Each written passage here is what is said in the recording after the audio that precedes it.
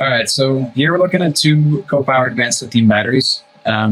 This video is just to explain a basic restart process. If you're ever experiencing any kind of problems with these, they're not charging, you're not able to get power out of them, really any issue, this is kind of the first step in resolving it. Very simple, just follow these steps. So step one is just to disconnect all power going to the battery.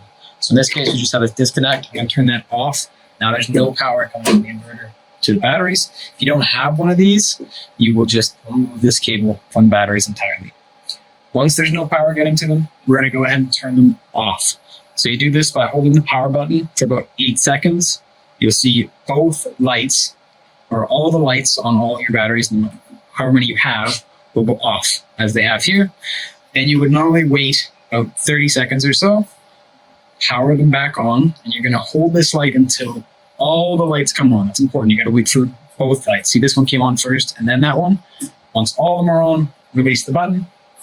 Lights are green, battery's working again.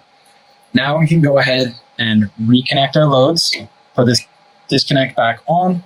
We see got a multimeter connected, so we're measuring 13.23 volts in the batteries. And if I go ahead and turn my inverter charger on, everything is back to normal. So that's a basic restart process on co-power advanced lithium batteries.